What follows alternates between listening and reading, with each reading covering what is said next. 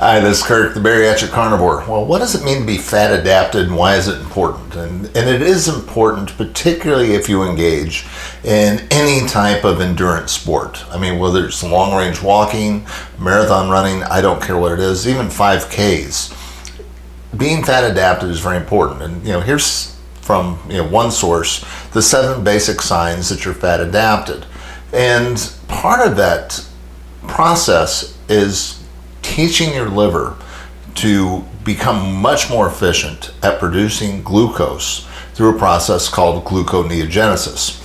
See, even though I eat very little carbs, I mean, frankly, as close to zero as you can probably get. I mean, I get some from eggs and from onions and stuff that I may put in stuff for seasoning, but I eat very few carbs, yet I do have blood glucose. When I tested it, it came out to be 87. So it's coming from somewhere, but it's not coming from carbohydrates. Where's it coming from? Well, it's coming from the liver. The liver is converting proteins into glucose through a process called gluconeogenesis. And when I began my low carb journey, I was also training for a 5K run. I was trying to get below 30 minutes, which for me, that's really good. I'm not an athlete, but I was trying to break 30 minutes for a 5K, and everything was going along great. And then I switched over to low carb, and I really felt great until I started working out. And then I just hit the wall much sooner. I mean, I just run out of energy, and I couldn't quite figure out why. Then I ran across an article from Dr. Stephen Phinney, and he did his initial work on low carb with athletes that were very serious, and they were doing a lot of endurance work. And what he found is when they would switch athletes from, they'd divide them up into 2 different groups, the low carb, high fat diets. The people in the low, high fat diets always did much worse initially. But the longer they stayed on the diet, the more adapted their body became at utilizing fat for energy, and they began to actually have more endurance, and actually because they were burning ketones, actually had better athletic performance. They had massive gains, but it took about 6 weeks to 2 months before the gains became noticeable, because the body then became fat adapted. That's what he noticed, but he didn't really explain the mechanism. And I've always wondered what would that mechanism be. Then I ran across a very interesting interview with Dr. Tim Noakes. Dr. Noakes wrote the book, The Lure of Running, and used to be a very big high carb proponent. He was, in his book, The Lure of Running, he talked about the importance of carb loading before marathons, because you could not store enough glucose into your system in order to hit, to finish a marathon. It was impossible. You were going to hit the wall. And so, they would work on carb loading. They would feed glucose during the course of the race. That was, and has, for most endurance athletes, that is dogma.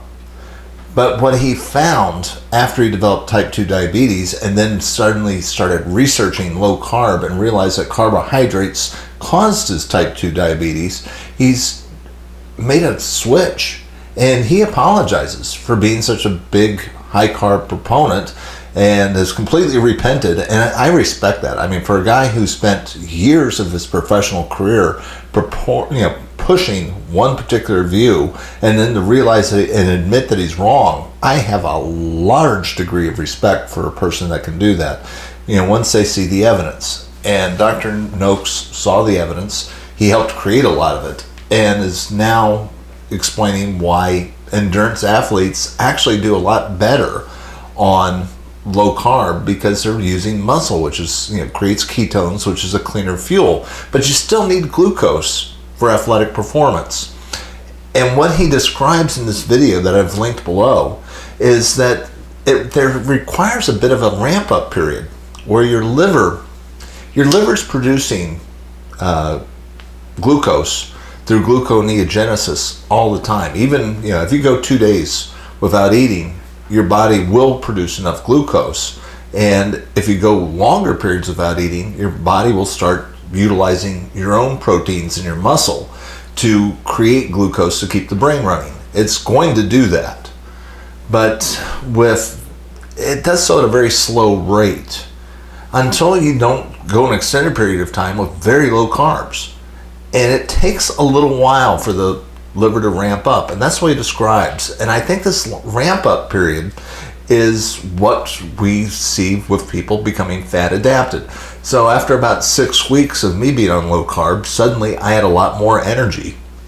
I could feel it, and it was pretty darn quick, right at that point when the liver caught up with the low carb lifestyle and started becoming very efficient at producing glucose through gluconeogenesis. I had a lot of energy, and I didn't hit the wall. I don't feel real lows with energy level. I can really walk anywhere, and I've done very long hikes, and I don't bring snacks. I mean, I may sip on some water, but that's about it. I don't need to constantly feed myself like a lot of my friends do on these hikes, because frankly I've got a continuous stream of energy because of your own body fat.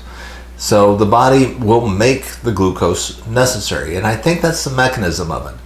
And the reason why I bring this up is I'm not a doctor, I'm not a research scientist, but I think it's important that we start to realize that, look, we can do our own research. We can be looking at what experts say. I read a lot of books, and we can pick up little nuances from this stuff and from these sources, and start to draw some pretty good conclusions. That's really what good, thoughtful people do, is to look and grab gleams and bits of information and apply them, and we start to see patterns. And one of the patterns I've noticed is when you make I've not met that many doctors that have said this explicitly, but whenever you make a lifestyle change, you really got to do it for 3 months before you really can judge to see if it works.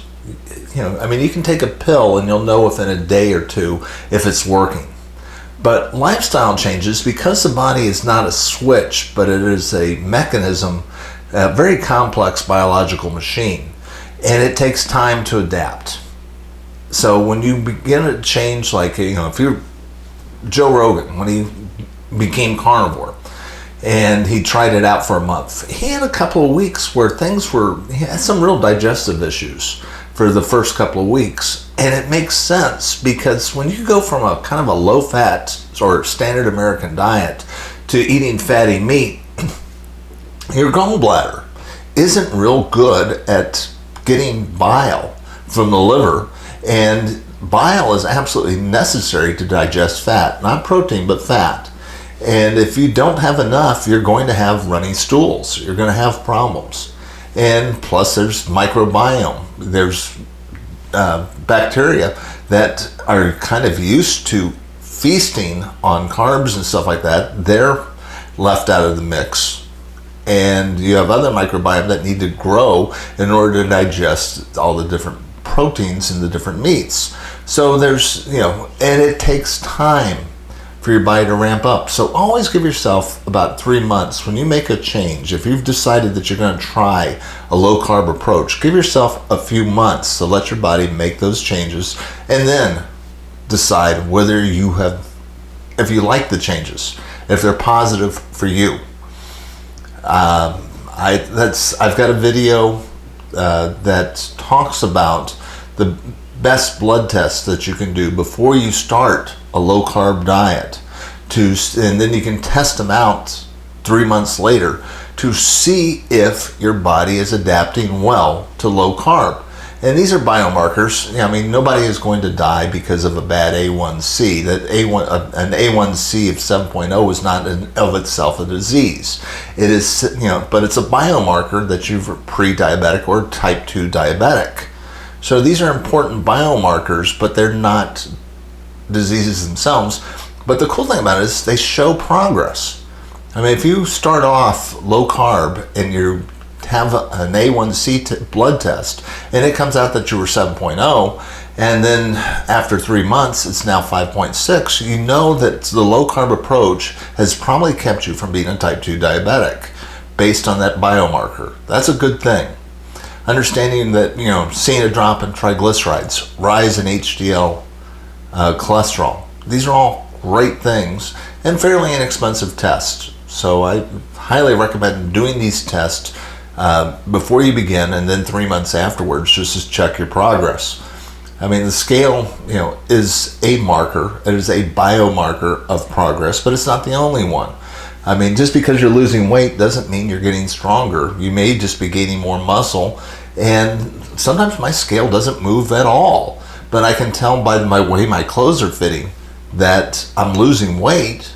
I mean, as far as fat is concerned, the visceral fat around my waist definitely shrank, but the scale stayed the same. And that's probably because I'm losing visceral fat, but also gaining muscle at the same time. So these are all indicators, but they're not gospel, and it really takes months to see if what you're doing is really making a difference, because our bodies are slow to ramp up. So hopefully this is helpful. If you noticed when you started going low carb that there was a lag in athletic performance, please leave a comment below. Let other people know that, yeah, it's kind of typical that, you're going to have a fat adaptation process and you need to work with it. There's just, frankly, it takes a little while to train your liver to get better at gluconeogenesis, to give you the glucose you need in order to perform at a high level athletically. It just does, and there's no substitute for it. If you like these messages, please hit the like and subscribe button. Join the tribe. I try to put out a message twice a week. And this is Kirk, the Bariatric Carnivore. I will talk to you soon.